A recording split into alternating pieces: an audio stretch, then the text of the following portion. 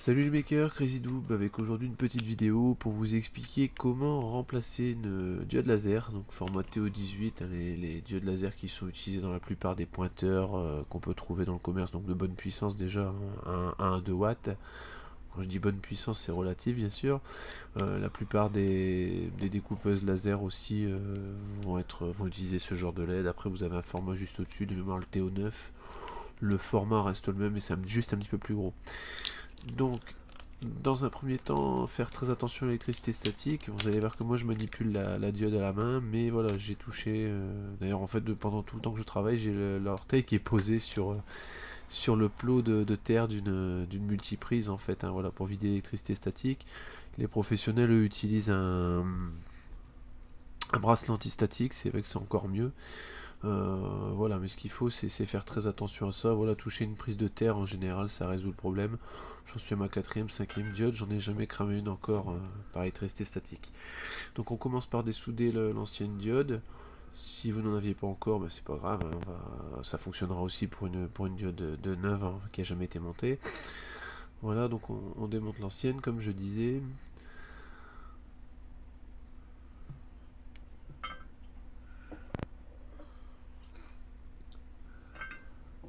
On va pouvoir venir en fait étamer légèrement avec un petit peu d'étain. Donc utiliser un étain à fonte de faible basse température en fait. Hein. Les diodes laser supportent assez mal la chaleur, comme l'électricité statique, comme les soucis électroniques. Voilà, c'est un composant qui est assez fragile. Donc on vient déposer juste un petit peu d'étain sur les pattes. Comme ça permettra quand on va venir souder le fil de voilà, juste chauffer à peine pour coller le fil. On peut étamer les fils, ici je ne l'ai pas fait en fait puisqu'ils étaient déjà étamés, puisque déjà soudés sur une diode juste avant. Je vais juste rajouter un petit peu de gaine thermorétractable en fait hein, pour être sûr de bien isoler les deux fils, parce que vous verrez en fait quand on vient mettre la diode dans le fourreau, enfin dans le système de refroidissement, si on met pas de gaine thermorétractable, les pattes pourraient toucher le petit boîtier en fait hein, et faire un court-circuit. Donc, on coupe des tout petits morceaux de gaine, hein. Le but c'est vraiment de cacher que les pattes et la partie du fil qui va être soudée. Donc, je vais devoir recouper un petit peu parce que le fil est un peu éclaté. Voilà, donc du coup on va rétamer légèrement les fils. Voilà, il n'y a pas besoin d'en mettre des tonnes. Hein. Voilà. Et ensuite on va pouvoir venir insérer nos gaines thermorétractables. Donc prenez-la assez fine, voilà, plus c'est fin, moins ça fera de pâté, enfin de bourrelet quand vous allez insérer la diode dans le fourreau de refroidissement. Voilà, et ça prend pas longtemps, ça a été chauffé vraiment une fraction de seconde, donc voilà, la diode a pas eu le temps de surchauffer.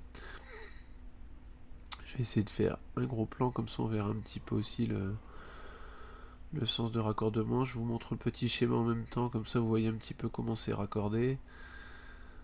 Voilà, donc moi pour moi le fil blanc c'est bien le moins. Hein. Voilà, et on voit la troisième patte en fait qui est pas raccordée, qui sert normalement à être raccordée au boîtier, mais ça va être raccordé via la coque du composant.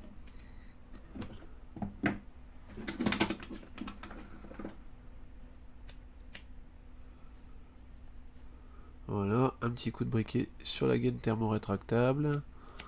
Donc pareil, on évite de trop chauffer, hein. C'est dommage d'avoir fait attention avec le fer à souder pour la cramer avec un briquet. Voilà, donc je l'avais pas précisé, j'espère que vous l'aviez fait. Le petit fourreau en fait, hein, sur lequel la diode va reposer. Au pire, sinon vous pouvez le passer par l'autre côté. Hein. Moi, c'est parce que j'ai une petite prise XH dessus, donc je peux pas revenir dessus. Mais voilà, pas oublier de mettre la petite partie qui vient maintenir la diode en place. Donc, on peut venir insérer la diode délicatement sans forcer dans le petit fourreau fileté. Voilà. Donc, une fois que la diode est bien embutée, on peut venir la mettre dans le bloc refroidisseur. Voilà, donc on commence par serrer à la main, et puis après on utilisera les petits trous qui sont dessus en fait hein, pour le serrer un petit peu plus fort. Bon, à savoir qu'il ne faut pas serrer ça non plus au couple, hein. Voilà, faut qu'il y ait une certaine résistance pour que la diode bouge pas, mais il n'y a pas besoin de forcer comme un buteur, comme on dit.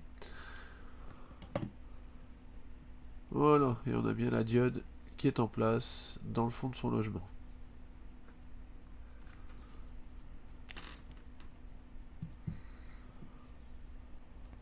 Voilà, la seconde partie du montage, donc le système de focus que j'ai déjà remis en place avec la petite pièce grise qui est une pièce que j'ai imprimée en 3D en fait pour permettre de faire le réglage de focus via l'extérieur du boîtier.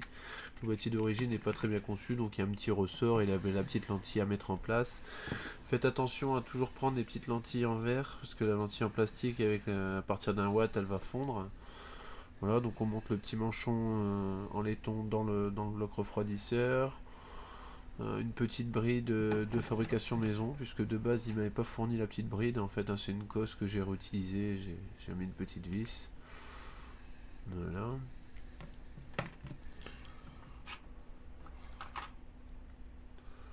Que ça, voilà, je répète, la petite pièce que j'ai fait en 3D, elle est facultative. Simplement, voilà, à chaque fois que vous allez devoir faire un réglage de focus, il faudra ressortir le fourreau en laiton, donc ça va être juste un cauchemar.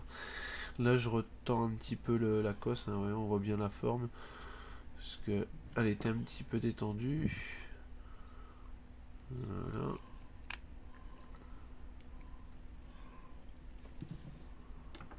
Voilà, on voit bien le laser avec le petit fourreau à l'intérieur, la petite bague qui me permet le réglage de focus, donc on voit que ça tourne légèrement, mais c'est pas méchant. Après on peut mettre un petit point de colle sur le haut si on veut, hein, mais de toute façon une fois que l'électricité sera raccordée, le manchon tournera plus.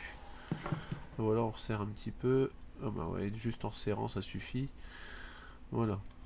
Et l'avantage c'est de pouvoir régler le focus du laser en fonction de la hauteur du matériau sur la machine. Voilà, c'est une diode laser qui va sur une machine que j'ai déjà revendue. Voilà. Euh, j'ai mis une diode neuve avant de revendre la machine.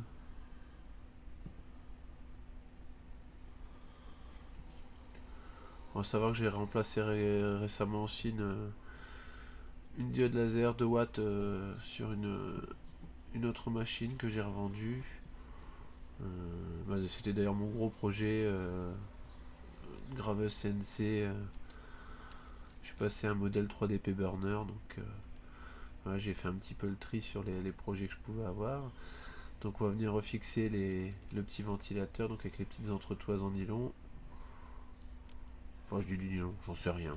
Les petites entretoises en plastique. Voilà, un petit coup de tournevis partout.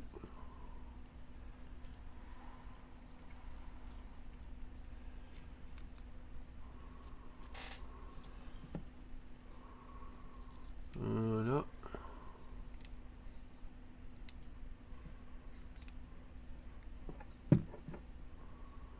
Le petit module contrôleur. En fait c'est une petite carte qui s'alimente en 12 volts. Voilà. On a une entrée TTL donc pour la variation de puissance du laser en fait via l'Arduino, enfin voilà pour contrôler la puissance du laser. Une petite sortie pour le ventilateur. Et puis une petite prise également pour le laser. Donc à savoir qu'on peut l'alimenter soit en 12 volts alternatif, soit directement en 12 volts continu. Voilà, c'est une petite carte qui est assez bien foutue. Je crois que de mémoire elle permet de contrôler des lasers jusqu'à 3 watts, donc c'est plutôt correct. Petite entretoise en laiton, voilà, pour fixer le contrôleur dessus.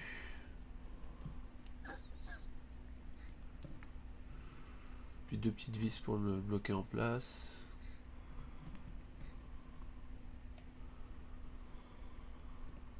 Ah, j'ai arraché un fil, donc j'aurai un petit fil, une petite cosse à changer.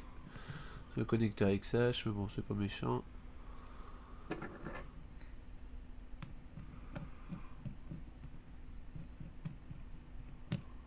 Voilà, la deuxième vis qui arrive juste derrière.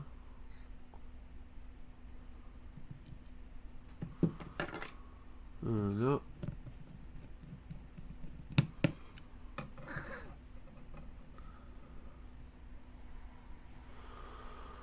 Bon, pour ce qui est du réglage, après je vais pas rentrer trop dans le détail, hein, mais bon, vous avez deux petits potentiomètres dessus, un qui va servir à régler la tension et l'autre qui va servir à régler l'intensité. Donc la base c'est de régler la sortie au départ à 4 volts 5. Voilà, et puis mettre en intensité au minimum, allumer, faire monter doucement l'intensité pour allumer la diode. Et voilà, après ce qu'il faut c'est mettre un petit ampèremètre entre la diode et la carte et faire monter l'intensité. Quand vous voyez que l'intensité ne monte plus, c'est qu'il faut remonter très légèrement la tension. Et voilà, et remonter au fur et à mesure l'intensité. Bon, c'est une petite manip que je pourrais éventuellement peut-être proposer après. Je verrai, je ferai peut-être une petite vidéo là-dessus, ça pourrait être sympa. Voilà, donc on voit bien avec ma petite pièce en 3D que je peux venir régler le focus de l'extérieur et qui est quand même beaucoup plus pratique que de devoir à chaque fois redémonter. Voilà, donc on vient régler son petit focus et puis on va voir que le laser va attaquer gentiment. Voilà. Donc à savoir, voilà, pas oublier de porter des lunettes, hein, parce que voilà, le laser ça peut faire des dommages irréparables, hein, ça, de toute façon tout le monde le sait. Voilà, portez des lunettes, faites attention au moment de souder à l'électricité statique. Voilà, démonstration sur du caoutchouc, bon là c'est un petit peu moins flagrant pour le coup. Voilà, voilà. Donc si vous avez des questions sur le montage ou sur le laser en général, bah, n'hésitez pas à laisser un petit commentaire. Un petit like sur la vidéo, ça peut toujours aussi faire plaisir. Et puis pensez également à vous abonner. Voilà, à bientôt pour de nouvelles vidéos.